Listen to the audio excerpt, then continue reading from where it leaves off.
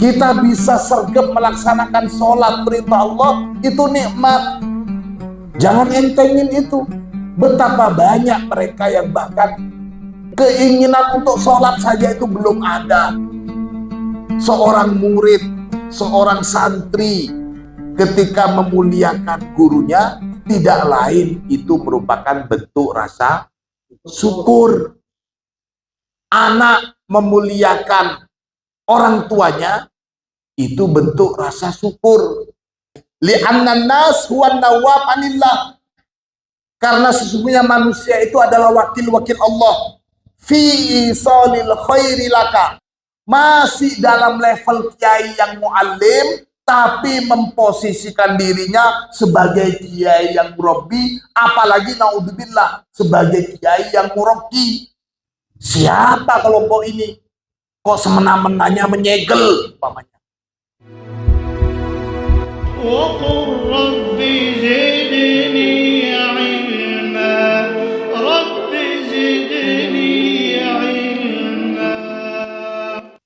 Assalamualaikum warahmatullahi wabarakatuh.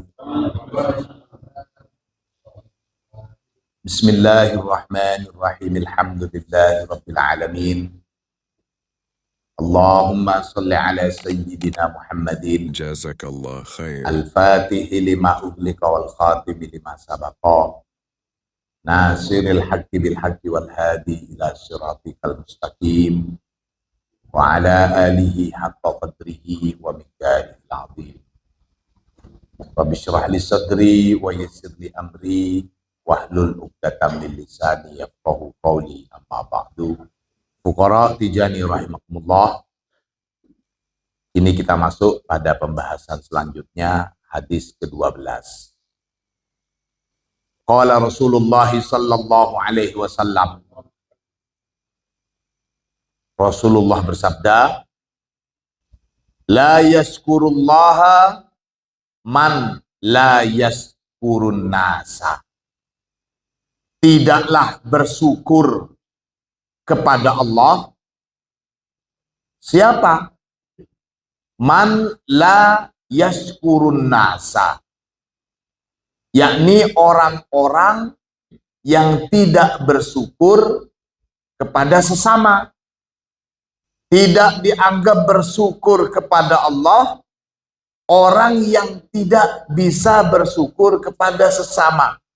Sekecil apapun nikmat yang dia terima, sekecil apapun bantuan yang dia dapat dari seseorang, meskipun hanya tukang bagikan kopi, umpamanya.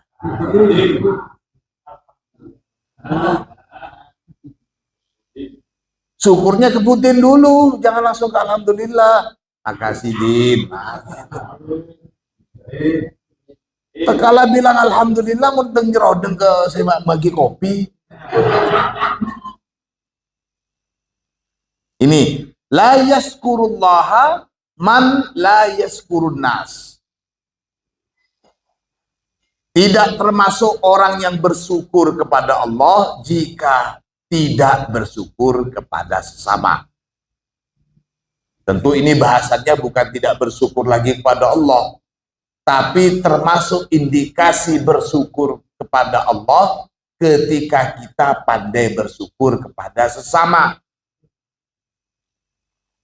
Orang yang tidak bersyukur kepada Allah atas nikmat sekecil apapun disebut kufur. Mulai dari nikmat sehat, nikmat iman, nikmat Islam. Tidak bisa bersyukur kepada Allah, orang itu disebut dengan kufur. Kalau bukan saja tidak bersyukur, tapi dia malah menyekutukan Allah. Ini orang yang menyekutukan Allah itu termasuk orang yang tidak bersyukur menjadi hambanya Allah. Dia kok malah mau cari Tuhan lain, disebut orang musyrik. Ini juga pernah terjadi kepada kaumnya Nabi Musa. Baru saja kaumnya Nabi Musa itu bisa terhindar dari kejaran Fir'aun dan bala tentaranya. Baru selamat dari kejaran Fir'aun ketika Allah menampakkan mukjizatnya Nabi Musa, lautan terbelah.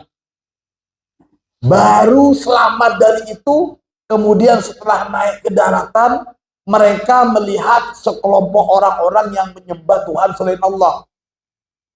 Kemudian mereka minta kepada Nabi Musa, wahai Musa, saya pengen punya Tuhan banyak, kita pengen punya Tuhan banyak.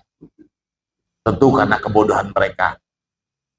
Nah, mereka disebut orang-orang yang bodoh. Sudah enak-enak menjadi hambanya Allah. Meskipun kita berdosa kepada Allah, tidak melakukan perintah Allah, tapi nikmat Allah terus jalan.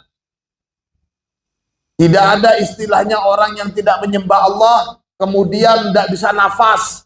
Karena nafas kita ini milik Allah. Tidak ada. Tidak ada ceritanya orang yang karena musyrik kepada Allah, kemudian darahnya nggak berjalan. Tidak ada. Kasih sayang Allah tetap berjalan meskipun kepada mereka yang syirik kepada Allah. Maka mula-mula terima kasih kita kepada Allah Subhanahu wa Ta'ala. Itu yang pertama dan utama atas segala nikmat yang bisa kita ketahui atau yang tidak kita ketahui, bahkan tidak kita sadari. Kita bisa duduk di sini, kita bisa duduk dengan enak, nggak harus nyender, nggak harus pakai tongkat umpamanya, belum pakai tongkat. Itu sudah nikmat yang luar biasa. Panjenengan bisa sergap ikut ngaji, ikut wirid bareng, itu nikmat. Jangan sepelekan itu. Kita bisa sergap melaksanakan sholat perintah Allah, itu nikmat. Jangan entengin itu. Betapa banyak mereka yang bahkan keinginan untuk sholat saja itu belum ada. Kalau panjenengan keinginan insya Allah selalu ada, mungkin masih sedikit malas. Jadi yang pertama, syukur kepada Allah. Dan tanda-tanda orang yang belum syukur kepada Allah dikatakan dalam hadis ini, kalau dia tidak bisa bersyukur kepada sesama. Meskipun saya contohkan, dan ini bukan hal yang sepele, meskipun kepada orang yang cuma nganterin teh, kopi, makanan, jajan. Terima kasih Yefudin. Allahumma sholli ala Muhammad. Itu musannif kita meneruskan, dan hadis ini tentang anjuran bersyukur min a'jabima wasola ilaina, termasuk hadis yang luar biasa yang sampai pada kita. Id annahu yukra'u bi arba'i qiraat. Hadis ini bisa dibaca dengan 4 cara baca.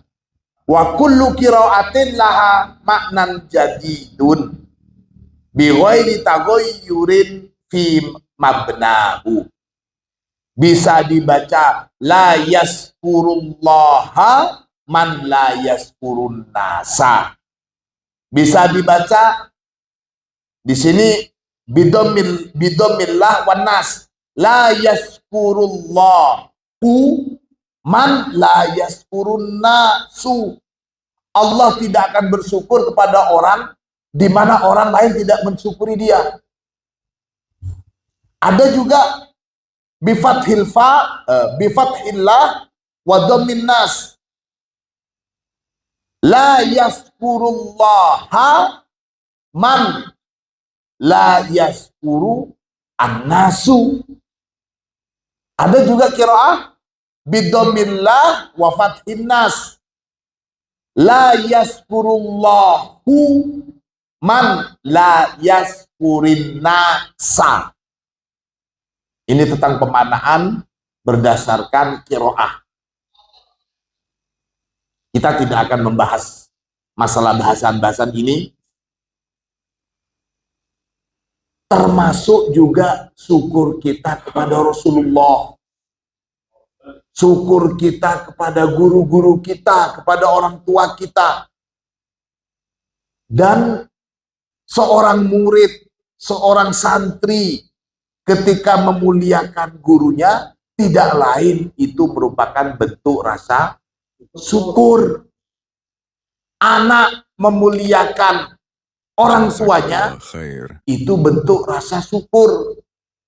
Kalau hamba tidak bersyukur kepada Allah sebagai Tuhannya, maka level ketidaksyukurnya itu juga bermacam-macam. Kalau sampai tidak bersyukur atas ketuhanan Allah, disebut sebagai seorang yang musyrik. Ini termasuk dosa yang paling besar, menyekutukan Allah. Tidak bersyukur atas apa yang dibawa oleh Rasulullah, disebut orang yang tidak beriman. Karena dulu di zaman Rasulullah itu ada 3 sebutan. Ada kaum mukminin, ada kaum musyrikin, ada termasuk juga ahlul kitab. Ahlul kitab ini beriman kepada Allah, tapi tidak beriman kepada Rasulullah, tidak masuk mukminin. Kalau kaum musyrikin, tidak beriman kepada Allah, tidak beriman kepada Rasulullah, justru menyekutukan Allah. Padahal mereka juga yakin. Kalau ditanya siapa yang menciptakan langit dan bumi, mereka jawab Allah. Mereka juga tawaf, orang musyrik ini. Mereka sa'i. Tapi mereka membangun patung-patung di sekitaran Baitullah. Maka talbiyah mereka juga berbeda. Itu kaum musyrik. Anak yang tidak bersyukur kepada orang tuanya disebut anak durhaka. Murid, santri yang tidak bersyukur kepada kiainya, kepada gurunya, kepada ustadznya, disebut sebagai murid atau santri durhaka. Maka tidak ada konsep kalau kita masuk dalam satu thariqah, kemudian guru yang pernah ngajar kita alif bata ketika masih kecil, atau guru di pondok tempat kita mondok dulu, berbeda thariqah dengan kita, kemudian tidak kita hormati. Tidak ada konsep begitu. Itu melanggar syariat. Dan tidak ada namanya di dalam ajaran thariqah itu yang dibenarkan untuk melanggar syariat. Apalagi di dalam thariqah Tijani. Tidak benar. Kalau umpamanya dikatakan, aduh kiai saya bukan thariqah yang sama dengan saya nggak usah minta anu ke sana. Bukan, kita bukan mada, tapi kita takdiman. Ini sebagai bentuk rasa syukur kita. Ini yang harus kita pahamin. Wajib bersyukur. Apalagi naudzubillah sampai bersikap konfrontas, bersikap menentang kepada umpamanya guru kampung yang pernah ngajar kita waktu kecil, guru kita yang dulu di pondok, karena berbeda thariqah, sama sekali tidak mau datang, apalagi sampai membelakangi. Naudzubillah, sombong sekali kita. Siapa kita? Ini rasa terima kasih kita kepada semua yang pernah berjasa kepada kita, mulai dari kepada orang tua, kepada guru-guru kita, kepada Rasulullah, termasuk dan paling utama adalah kepada Allah. Di sini dikatakan bahwa syukur kita, rasa syukur kita, rasa terima kasih kita kepada Rasulullah juga tidak boleh dientengin, karena kita bisa mengenal Islam tentunya dari Rasulullah melalui jalur-jalur guru-guru kita yang tembus sampai Rasulullah. Kenapa kok ada hadis seperti ini? La yaskurullah man la yaskurun nas. Tidak termasuk berterima kasih kepada Allah orang yang tidak bisa berterima kasih kepada sesama. Kenapa? Di sini dikatakan li'annan nasa, karena sesungguhnya manusia itu humun nawab, mereka itu adalah wakil-wakil anillah. Mereka itu adalah wakil-wakil Allah. Kopi ini dari Allah, hakikatnya Allah, tapi Allah mewakilkan pudin untuk membagikan. Jangan main-main sama pudin itu. Tapi jangan dihabisin kopinya, Din. Terus minum kopi, Budin. Ini contohnya. Li'annan nas huwan nawab anillah. Karena sesungguhnya manusia itu adalah wakil-wakil Allah. Fi isalil khairi laka. Dalam menyampaikan kebaikan bagi kamu. Fasyukruhum huwa ainu syukrillahi ta'ala. Maka terima kasih kita kepada sesama manusia itu tidak lain merupakan sumber juga terima kasih kita kepada Allah. Fal fa'il 'alal haqiqah wallahu ta'ala. Maka sang pemberi nikmat sejatinya itu adalah Allah. Kita mengaji, kita ngerti agama melalui guru-guru kita. Sebenarnya itu adalah Allah, tapi melalui para manusia ini. Mula-mula dari Rasulullah, Rasulullah mengajar kepada para sahabat, sahabat kepada para tabi'in, tabi'in terus sampai kepada guru kita dan sampai ke kita. Maka hati-hati, jangan sampai kita termasuk orang yang kufur atas nikmat kebaikan yang kita dapat. Dari siapa saja. Dari siapa saja. Yang ada itu sekarang kita sering melupakan kebaikan orang yang pernah berjasa kepada kita. Sebaliknya, sedikit saja kesalahan orang kepada kita, terus kita atau seseorang banyak berjasa kepada kita. Namun ketika seseorang sudah sedikit saja bersalah kepada kita, nah itu yang diungkit. Lupa kebaikan orang itu kepada dirinya. Ini tanda-tanda orang yang kufur nikmat. Orang yang tidak pandai bersyukur. Dan ini harus menjadi warning, harus menjadi peringatan bagi kita semuanya. Allahumma sholli ala Muhammad. Kaitannya dengan takdimnya seorang murid, seorang santri kepada gurunya, kepada syekhnya, kepada kiainya. Maka di sini juga kita harus paham. Para guru, para kiai, para syekh, dia juga harus introspeksi.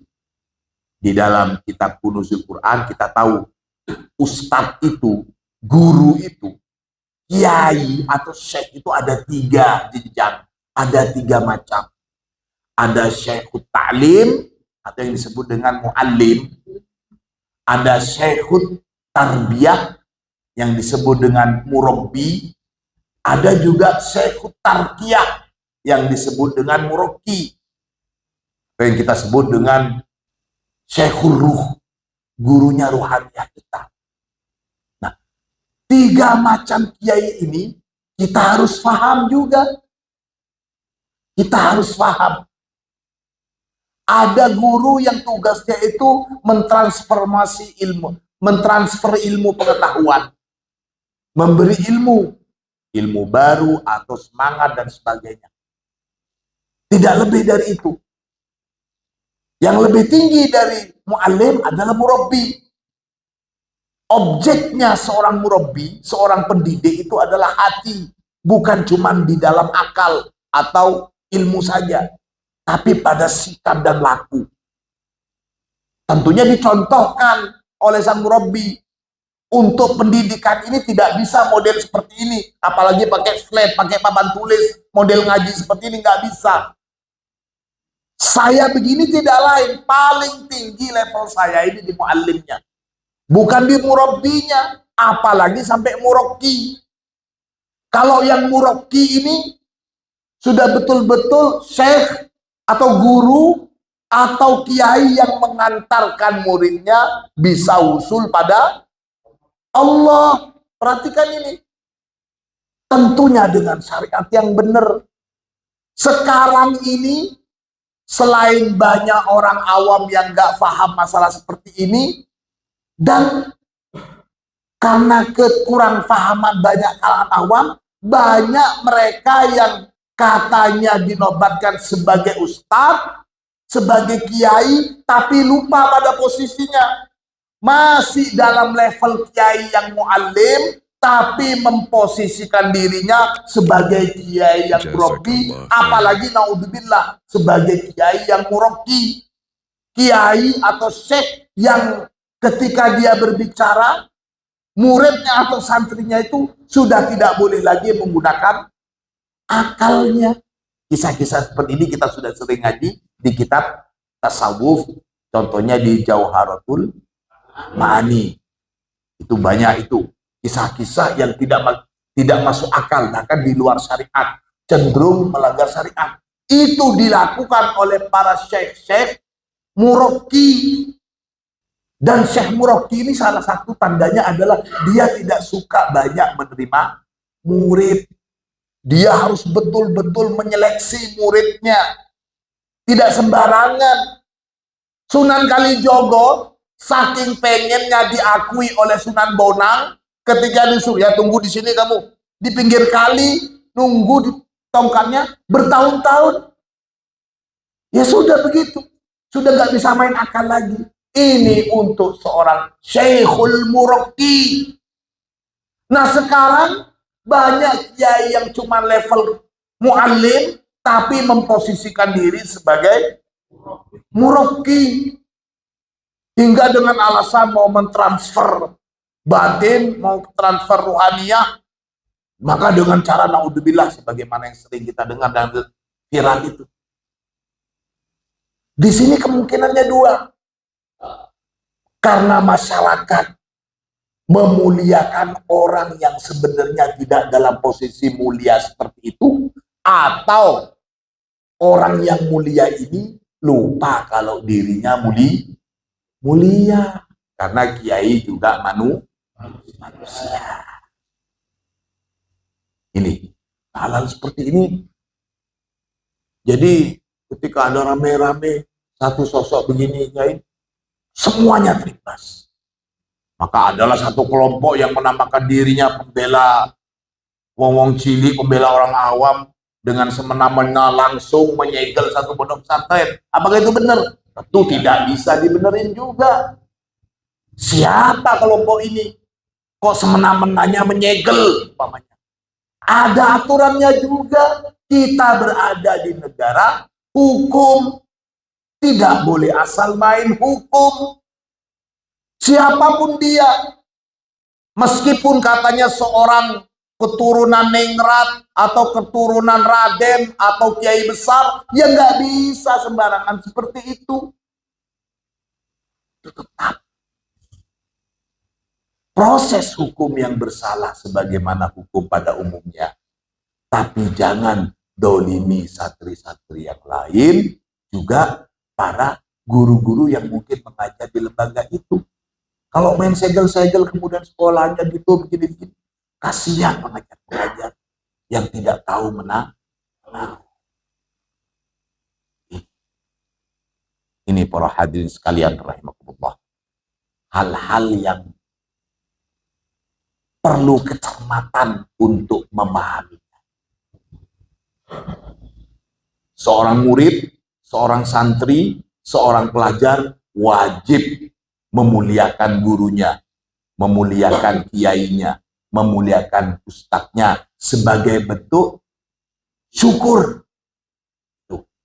Anak wajib memuliakan orang tuanya sebagai bentuk syukur, dan itu adalah cerminan syukur seorang hamba kepada Allah. Nggak ada gunanya kita rajin ibadah, kita rajin sholat, kalau kepada orang tua kita durhaka. Nggak ada gunanya kita rajin wirid, kita rajin beribadah, kalau kepada guru kita tidak taklim. Alhamdulillah, guru kita Syekh Ahmad untuk mengantisipasi hal-hal yang sebagaimana viral sekarang, maka guru kita Syekh Ahmad sangat tegas menyatakan, idza sami'tum anni syai'an fazinuhu bimizan syar'i fa in wafaqa fa'malu bih wa in khalafa fatruku. Nah, ini sudah kita sadar.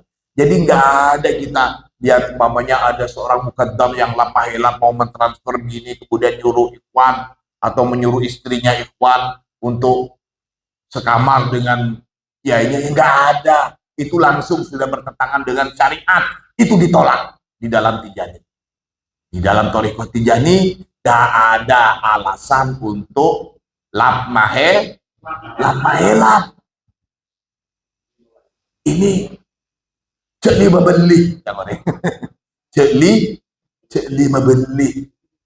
Kalau kelihatan melanggar syariat, tolak. Meskipun sehebat apapun dia, seorang muqaddam besar. Karena Syekh Ahmad sendiri menyatakan gitu. Memutus hubungan silaturahim, melanggar syariat. Tidak ada di dalam Thariqah Tijani ajaran membenarkan memutus silaturahim. Bersyukur kepada sesama, memuliakan guru, takdim kepada guru kita, siapapun dia. Maka tidak ada di dalam ajaran Thariqah Tijani yang menyatakan jangan datang ke kiai kamu yang bukan setoriko dengan kamu. Kita tolak jelas. Paham ya? Sederhana di dalam Thariqah kita. Inilah kenapa Thariqah Tijani itu Thariqah yang paling santai, gampang, dan sangat mungkin bisa ditiru untuk saat ini. Di dalam Thariqah Tijani nggak pakai khalwat-khalwatan, nggak pakai menjauhkan diri dari sesama manusia atau nyepeh ke Gunung Kawi umpamanya. Nggak ada. Di dalam Thariqah Tijani pokoknya wirid sebagaimana wirid syariat. Astagfirullah, salawat, la ilaha illallah, dan ada tambahan salawat Jawharatul Kamal. Itu saja sudah. Istiqomah, nah ini yang penting. Istiqomah. Istiqomah. Paling sederhana bacaan di dalam Thariqah Tijani. Makanya alhamdulillah kita diberikan anugerah oleh Allah menjadi murid-murid Syekh. Apa maknanya menjadi murid Syekh Ahmad? Maknanya adalah kita tidak boleh melanggar syariat, mengatasnamakan ajaran Thariqah. Nah ini catat, ini kalimat dari Zawiyah Al-Ansor. Jangan menjadikan alasan Thariqah kemudian membenarkan apa-apa yang tidak dibenarkan di dalam syariat. Itu dijadikan satu salves. Allahumma sholli ala Muhammad.